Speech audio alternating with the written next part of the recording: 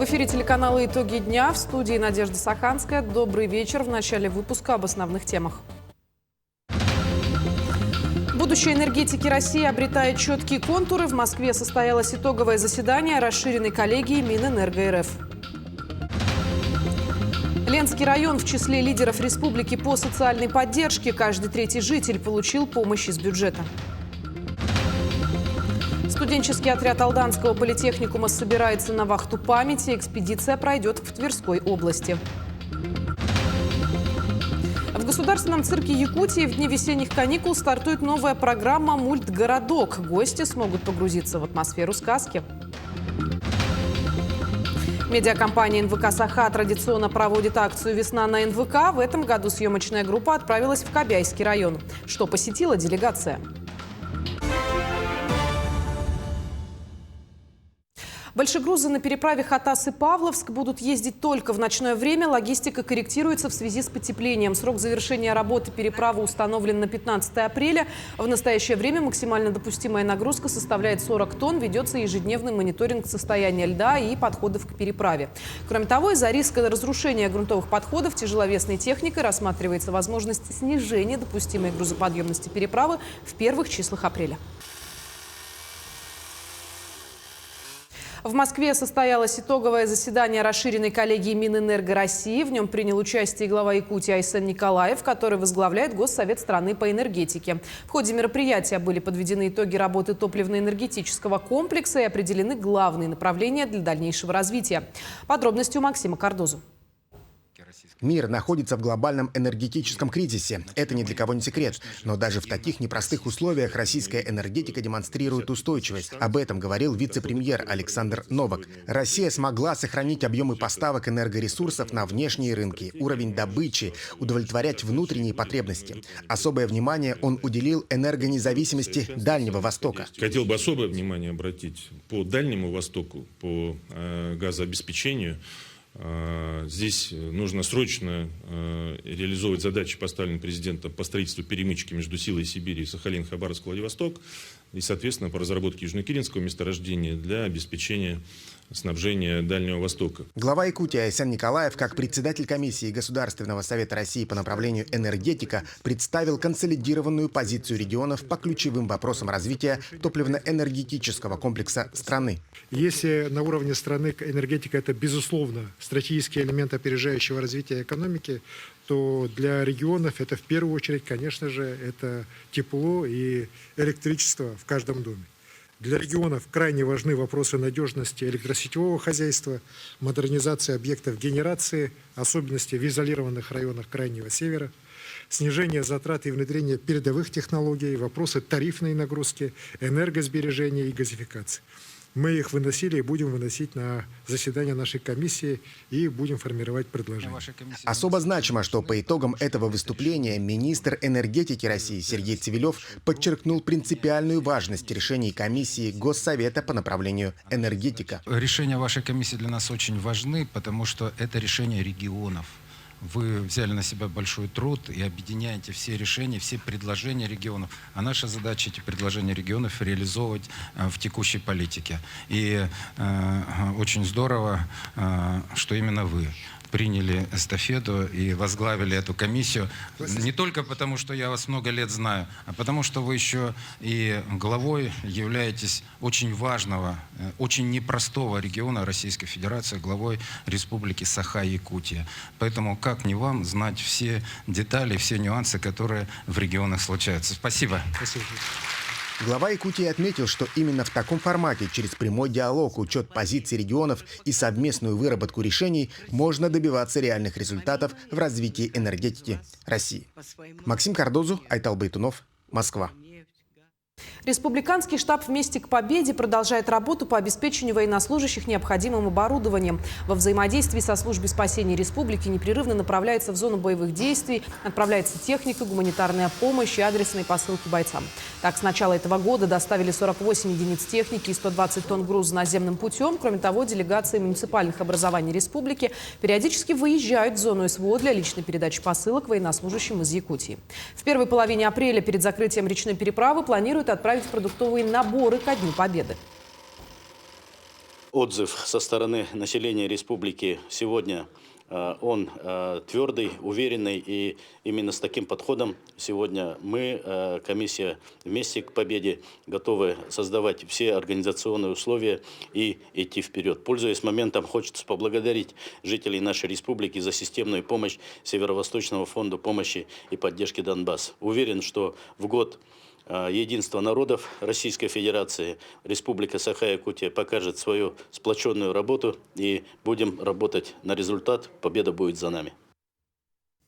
Детская школа искусств совместно с Народным фронтом и волонтерами провели передачу гуманитарной помощи. Получателем стал Республиканский социально-оздоровительный центр комплексной реабилитации инвалидов.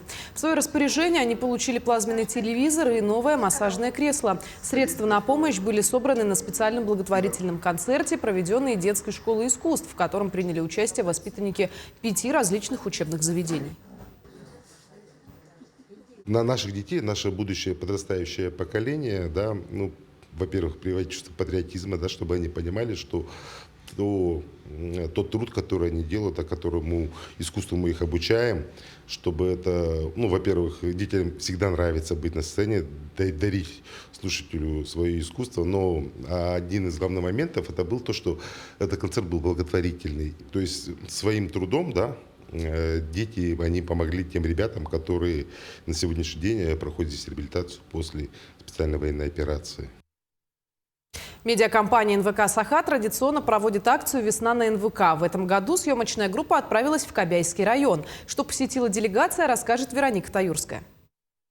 В этом году «Весна на НВК» прошла в Кобяйском Улусе. На протяжении дня сотрудники медиакомпании освещали работу ключевых учреждений поселка Сангар, а также занимались поисками интересных людей. Корреспонденты НВК «Саха» выходили в прямые эфиры с разных точек поселка. Одной из таких стал аэропорт, построенный по поручению президента России в 2023 году. Сегодня его пассажиропоток рассчитан на 104 посещения в смену. Зимой воздушная гавань служит как аэродром для принятия санитарных рейсов.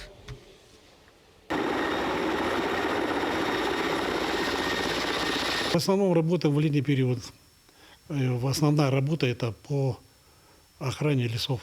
В зимнее время полеты выполняются только по санзаданию и по аварийно-спасательным работам.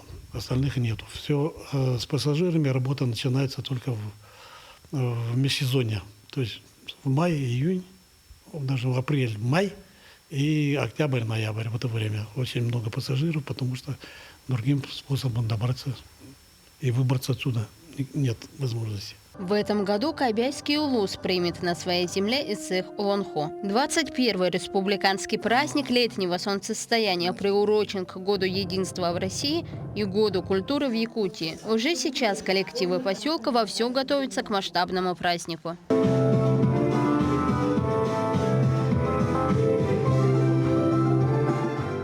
В этом году мы все знаем, что у нас в Кобяйском районе, в селе Кобяй, будет проходить республиканский ИЦХ Уланхо. И, соответственно, идет сейчас подготовка к этому празднику.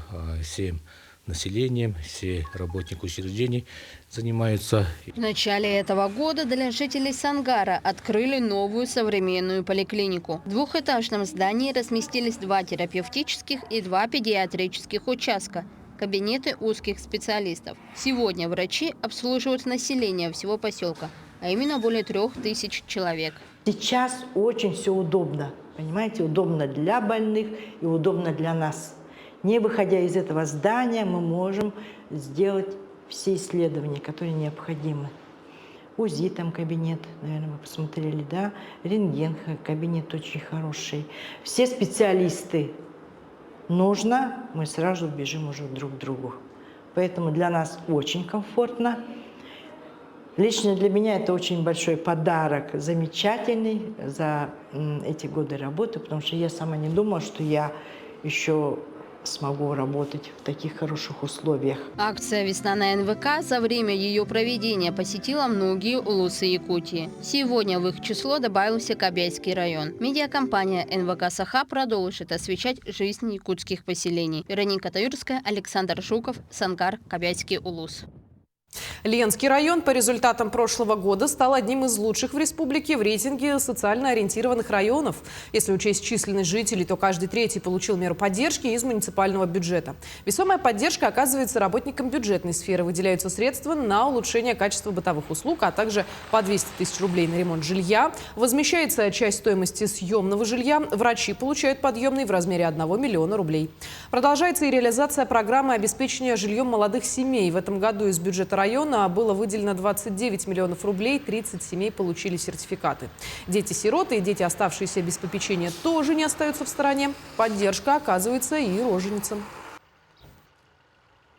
Еще мы поддерживаем рост демографии, мы поддерживаем рожениц наших живущих в труднодоступных, далеких поселках нашего района до приезда народы в наш районный центр, получается, да, возмещаем им за проезд, выплачиваем детям, родившимся, каждому родившемуся ребенку юбилейному, то есть это 50-му, 100-му, 150-му и так далее, да, выплаты.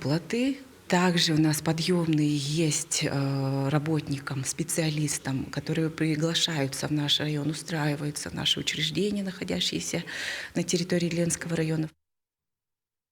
Студенческий отряд Алданского политехникума вновь собирается на вахту памяти. А поисковая экспедиция будет работать в Тверской области, где во время Великой Отечественной войны шли ожесточенные бои. Раскопки будут вестись в течение 3 недель. Как идет подготовка к экспедиции, узнали наши корреспонденты.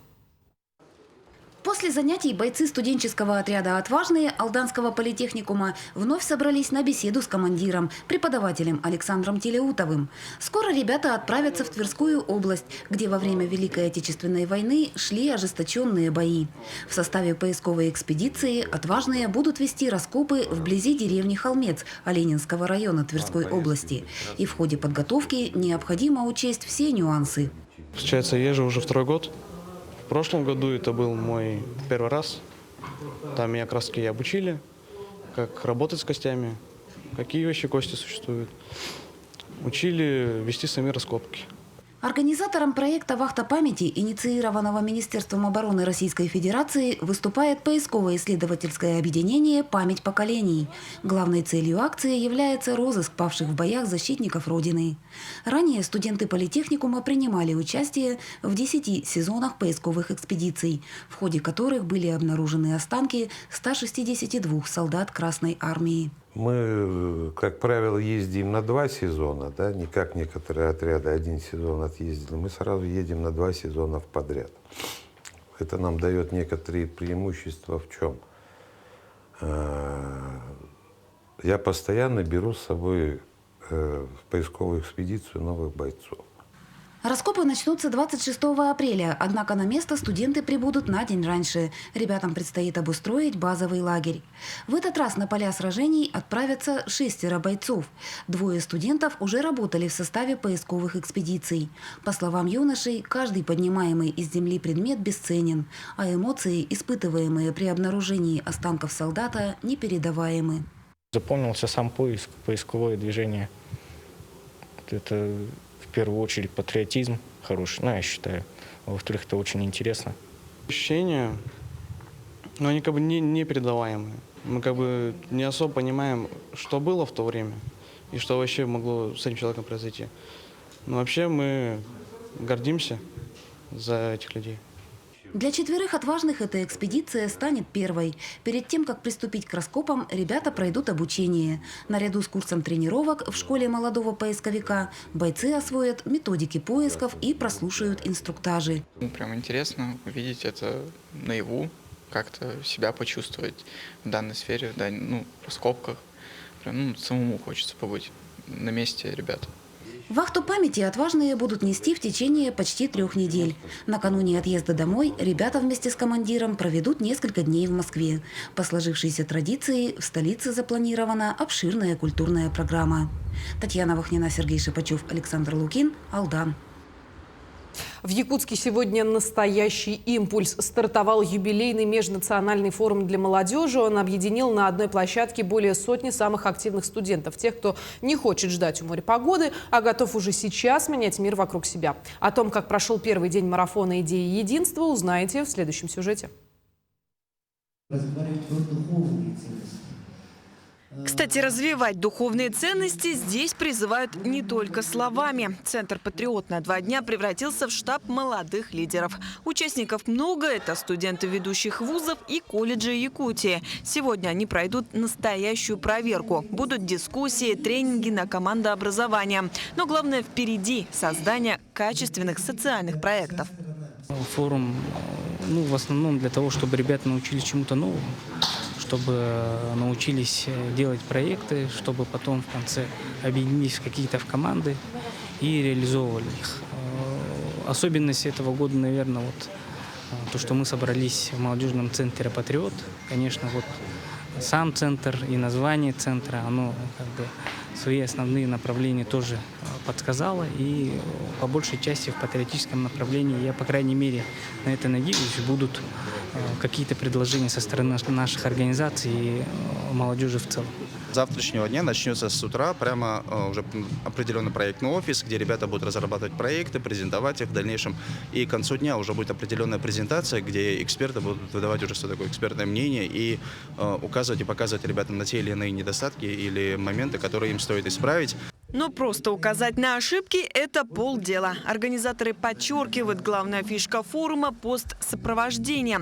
Участникам не просто укажут на недочеты, а помогут доработать инициативы, чтобы их можно было упаковать в заявку на крупные гранты. В этом году география форума, как всегда, обширна. Участвуют не только студенты из Якутии, но и творческая молодежь из Алтая. В этом году год объединения народов России, а также в республике День культуры республики.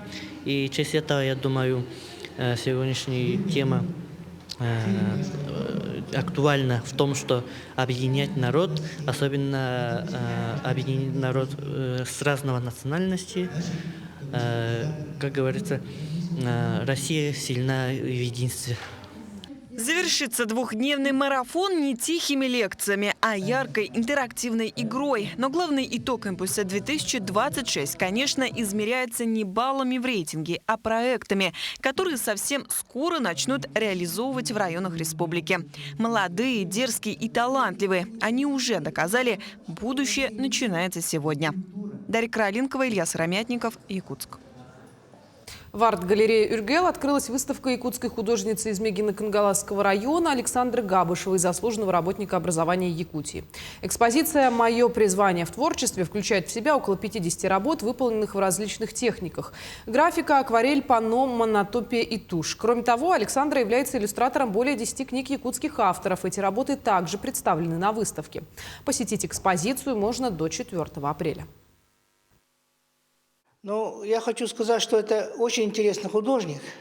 Дело в том, что не все педагоги могут писать так хорошо, как она. Когда сам мастер обладает техникой, и дети, студенты легче понимают.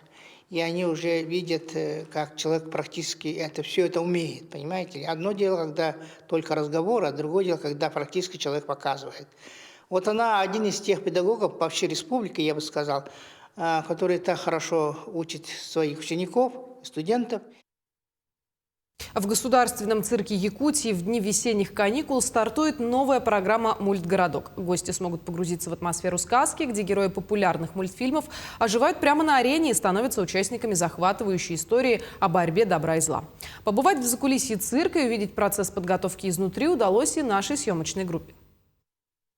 На время школьных каникул Государственный цирк Якутии организует масштабную программу «Мультгородок». Здесь, на этой сцене, для ребят оживут любимые персонажи мультфильмов. Дети услышат знакомые песни и мелодии из любимых мультфильмов. Ну а сегодня мы вам покажем закулисную жизнь цирка. Первыми внимание юных зрителей, конечно, приковывают яркие костюмы. Именно они помогают любимым мультигероям буквально оживать на арене.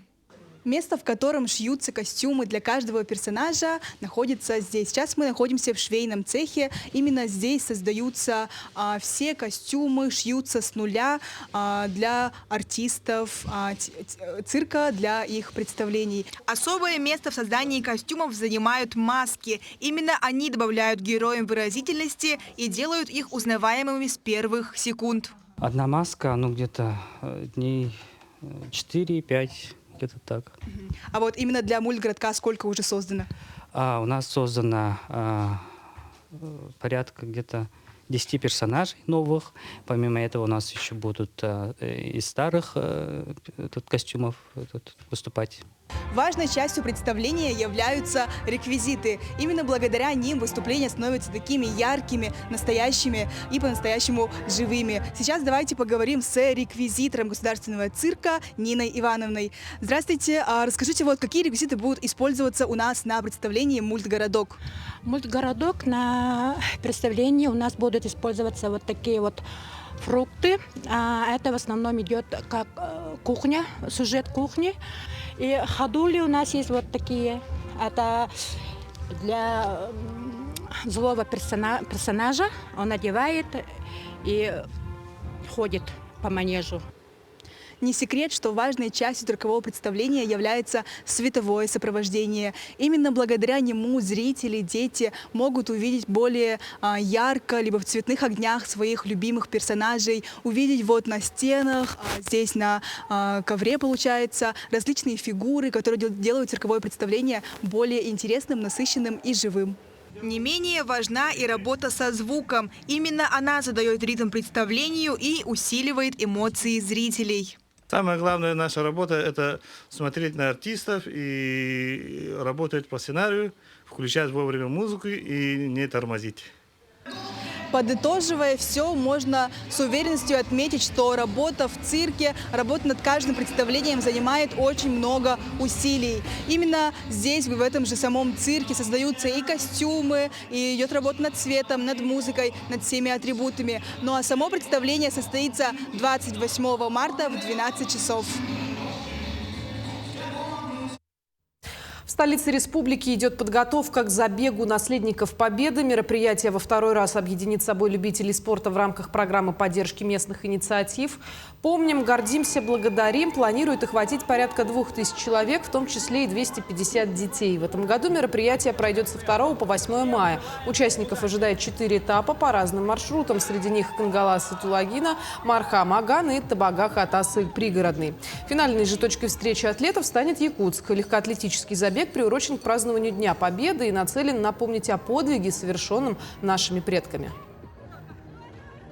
Мы должны помнить своих предков, да, поэтому это очень хорошее мероприятие будет. Мы приглашаем всех жителей города Якутска, чтобы в этом забеге участвовали.